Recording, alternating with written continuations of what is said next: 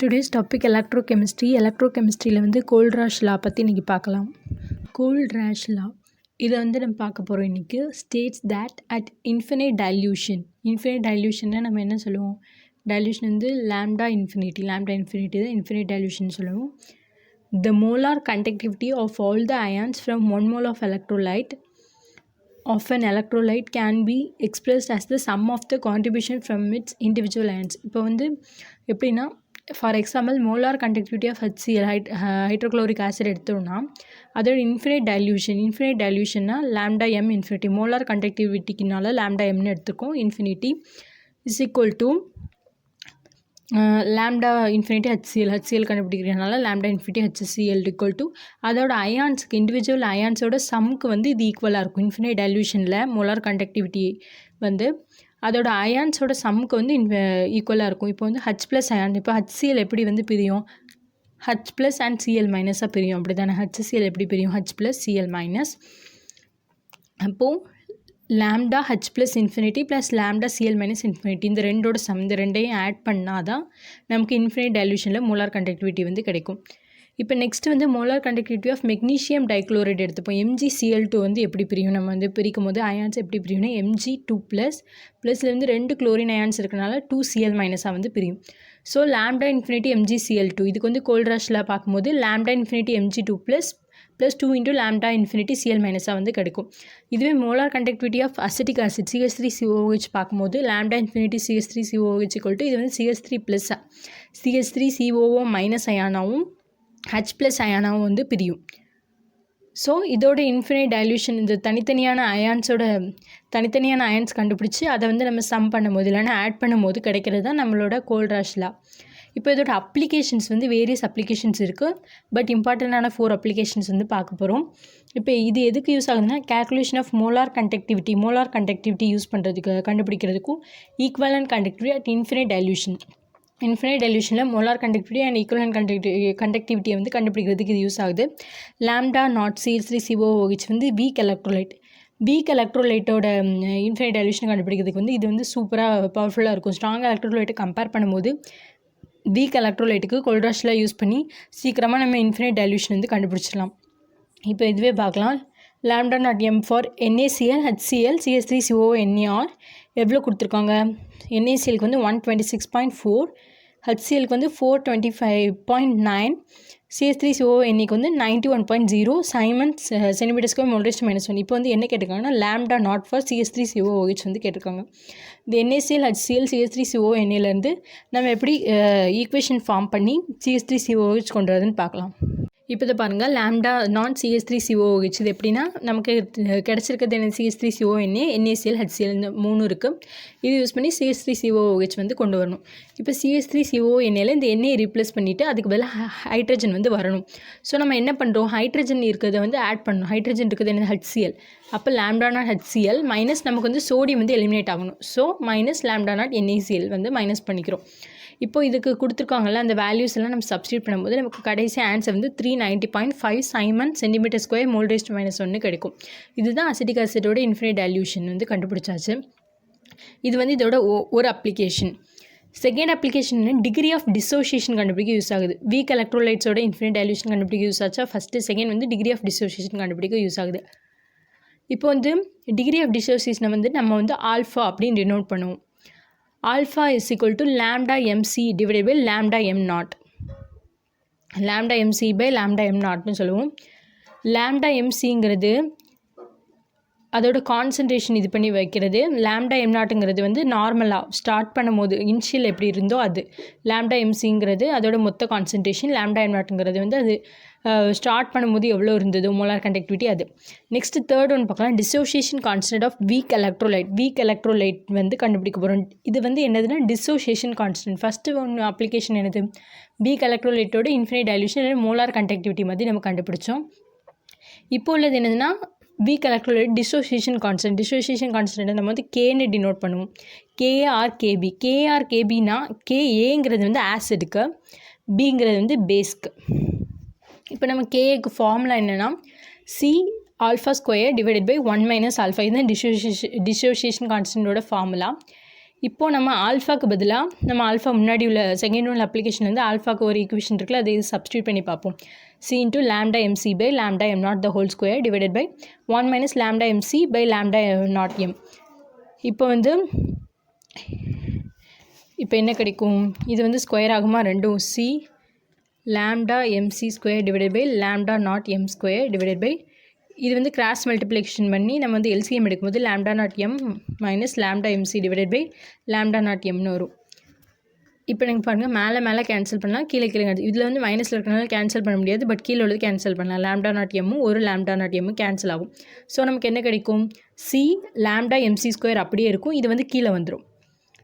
கீழே வரும்போது என்ன ஆகும், lambda naught m into lambda m naught minus lambda mc கிடைக்கும். கேஏ வேல்யூ கிடச்சிட்டா c lambda mc the whole square divided by lambda m into lambda m naught minus lambda mc வந்து கிடச்சிருச்சு. Dissociation constant வச்சு நம்ம ஒரு problem வந்து பார்க்கலாம். இப்போ கண்டக்டிவிட்டி வந்து கொடுத்துருக்காங்க. கண்டக்டிவிட்டினா என்னது, கப்பா இல்லைன்னா ஜீனை நம்ம டினோட் பண்ணலாம். கண்டக்டிவிட்டி ஆஃப் 0.001028 மோல், இது வந்து மோலார் கண்டக்டிவிட்டி வந்து கொடுத்துருக்காங்க, இல்லைன்னா மோல்ஸ்னு எடுத்துக்கலாம். இது அசிட்டிக் ஆசிட்க்கு வந்து கொடுத்துருக்காங்க. கண்டக்டிவிட்டி எவ்வளோ, 4.95 into 10⁻⁵ Simon centimetre raised to -1. சைமன்னா ஓம் தான் சைமன்னு சொல்லலாம். Calculate dissociation constant if lambda naught m for CH3COOH is 390.5 Simon centimetre square mole raised to -1. இப்போ டிசோசியேஷன் கான்ஸ்டன்ட் வந்து கண்டுபிடிக்க சொல்லியிருக்காங்க. இதில் என்னென்னா molar conductivity at infinite dilution வந்து கொடுத்துட்டாங்க. lambda naught m வந்து கொடுத்துருக்காங்க, கண்டக்டிவிட்டி கொடுத்துருக்காங்க, எவ்வளோ மோல்ஸ்னு கொடுத்துருக்காங்க. இப்போ டிசோசியேஷன் கான்ஸ்டன்ட் வந்து கண்டுபிடிக்கணும். நம்ம வந்து ஃபார்முலா போடலாம். KS = இது வந்து ஆசிடில், ஸோ KN போட்டிருக்கேன். KS = C lambda square divided by 1 minus C alpha square divided by 1 minus alpha. இப்போ ஆல்ஃபாக்கான ஃபார்முலா என்னது, lambda mc divided by lambda m naught. இப்போ நமக்கு வந்து lambda mc வந்து என்னென்னு தெரியாது, lambda m naught வந்து தெரியும், பட் lambda mc தெரியாது. lambda mc என்ன, மோலார் கண்டக்டிவிட்டி. மோலார் கண்டக்டிவிட்டிக்கான formula kappa into 1000/m. Kappa நமக்கு தெரியும், கண்டக்டிவிட்டி வந்து கொடுத்துருக்காங்க 4.95 into 10⁻⁵ 1000/mன்னு எழுதி எவ்வளோ மோல்ஸ், 0.001028. அதையும் போட்டுட்டோம்னா ஆன்சர் வந்து 48.15 வந்து கிடைக்குது.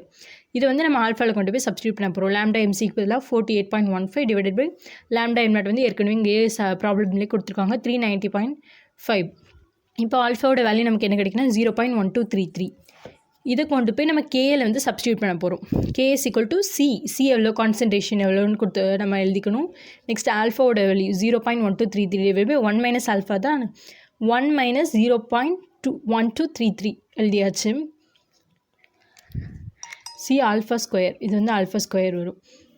1 மைனஸ் ஆல்ஃபா போட்டாச்சு. நம்ம கேயோட வேல்யூ வந்து ஃபைனலாக 1.78 into 10⁻⁵ வந்து கிடச்சிரும். ஃபோர்த் அப்ளிகேஷன் என்ன, calculation of solubility of sparingly soluble salt, KSP வந்து கண்டுபிடிக்க போகிறோம். ஃபஸ்ட்டு வந்து infinite dilution, molecular conductivity, molar conductivity at infinite dilution கண்டுபிடிச்சாச்சு. செகண்ட் டிகிரி ஆஃப் டிசோசியேஷன் கண்டுபிடிச்சாச்சு. Third dissociation constant of weak electrolyte வந்து அடுத்த அப்ளிகேஷன். ஃபோர்த் ஒன்று வந்து solubility of sparingly soluble salt, இது வந்து KSP டினோட் பண்ணுவோம், இதை வந்து கண்டுபிடிக்க போகிறோம். இப்போ வந்து if a solute is sparingly soluble in a given solvent வந்து ஒரு HCl ஏதாவது ஒரு சால்வெண்ட் எடுத்துக்கிறோம், வாட்டராக கூட இருக்கலாம். அதில் வந்து சால்வெண்ட் நம்ம வந்து ஆட் பண்ணுறோம், NaCl, KCl, AgCl ஏதாவது ஒரு சால்வெண்ட் ஆட் பண்ணும்போது அது வந்து கம்ப்ளீட்லி அயோனைசபிள் ஆகணும். அதுதான் ஸ்பேரிங்லி சாலிபிள் சால்ட். சேச்சுரேட்டட் ஆகணும், சாலிபிலிட்டி இந்த சேச்சுரேட்டட் சொல்யூஷன், இதுதான் நம்ம வந்து ஸ்பேரிங்லி சாலிபிள் சால்ட்னு சொல்லுவோம். இது எப்படி கேல்குலேட் பண்ணுறது, அதோட சாலிபிலிட்டி வந்து எப்படி கேல்குலேட் பண்ணுறதுன்னு பார்க்கலாம். இப்போது மோலார் கண்டக்டிவிட்டிக்கான ஃபார்முலா என்னது, கப்பா இன்ட்டு 1000/m. இதுவே lambda naught m எடுத்துக்கிட்டோன்னா கப்பா இன்ட்டு 1000/s. இது எதனால் எஸ்னா சாலிபிலிட்டி. ஸோ எம்க்கு பதிலாக, மோலுக்கு பதிலாக நம்ம சாலிபிலிட்டின்னு போடும்போது எஸ்ன்னு போடுவோம். இப்போ வந்து அலுமினியம் ஹைட்ராக்சைடு அலுமினியம் ஹைட்ராக்சைடு வந்து எப்படி டிசோஷியேட் ஆகும்னா அலுமினியம் 3+ + 3OH- டிசோஷியேட் ஆகும். இப்போ இதுக்கு நம்ம சாலிபிலிட்டி ப்ராடக்ட் வந்து கண்டுபிடிக்க போகிறோம். KSP = இது பாருங்கள், இது வந்து ஒரே ஒரு இதுக்கு பக்கத்தில் ஒன்று இருக்கதா அர்த்தம். ஸோ எஸ், இதை வந்து எஸ்ன்னு டினோட் பண்ணுவோம். இது வந்து 3s கியூப்.